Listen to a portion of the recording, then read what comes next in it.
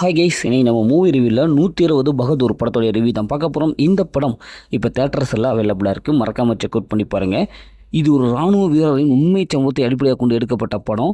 எத்தனையோ படங்கள் போர்க்கால படங்கள்லாம் வந்திருக்கு. ஆனால் இது மிரட்டலான ஒரு படமாக இருக்குது. ஒரு அதிரடி ஆக்ஷன் மூவியாக வந்திருக்கு.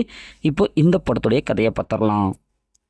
இந்த படத்துடைய கதை 1962ஆம் ஆண்டு நடந்த ஒரு உண்மை சம்பவத்தை அடிப்படையாக கொண்டு எடுக்கப்பட்டது.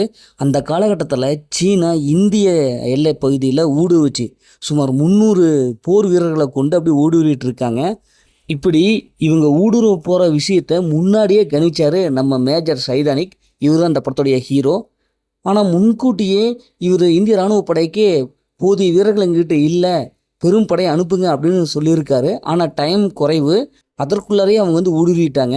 இதனை சுதாரித்த நம்ம ஹீரோ வெறும் 120 பேர் தான் அவங்ககிட்ட இருந்தாங்க.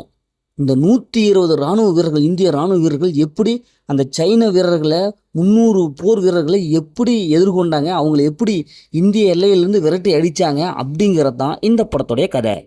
இந்த படத்துடைய பாஸ்டின் பார்த்தாவே படத்துடைய ஹீரோ மேஜர் சைதானிக். இவர் இயற்கையிலேயே ஜாலியான டைப்பு. இராணுவ வீரர்கிட்ட சக இராணுவ வீரர்கிட்ட ஜாலியாக பேசக்கூடிய ஒரு நபர் அப்படிங்கிறத அழகாக காமிச்சிருக்காங்க.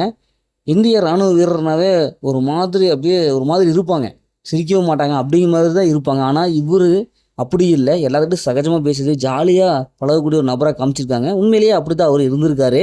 அவருடைய ஒவ்வொரு அசைவும் சூப்பராக துல்லியமாக காமிச்சிருக்காங்க.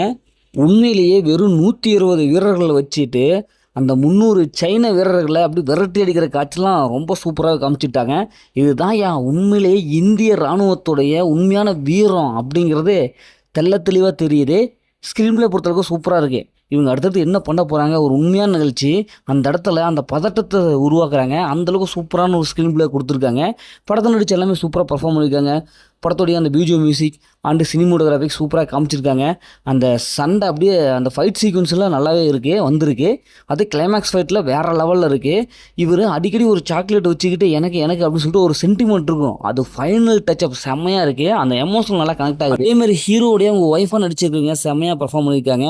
அமரன் படத்தில் வர்ற மாதிரியே அவங்களுக்கு ஒரு ஃபீலிங்ஸ் அதுவும் செம்மையாக கனெக்ட் ஆகுது. நான் சொன்ன மாதிரி படத்துடைய பிஜிஎம் மியூசிக் செம்மையாக இருக்குது. படத்துடைய மைனஸ்ன்னு பார்த்தா எதுவுமே கிடையாது, எல்லாமே ப்ளஸ் தான். கண்டிப்பாக எல்லோரும் பார்க்கக்கூடிய ஒரு சூப்பரான ஒரு படம். இந்த படத்தில் அந்த மாதிரி சின்சில் இல்லை, ஃபேமிலியோட பார்க்கலாம். ஓகே, இதேமாதிரி அடுத்த ஒரு புதிய மூவி ரிவ்யூ சந்திப்போம்.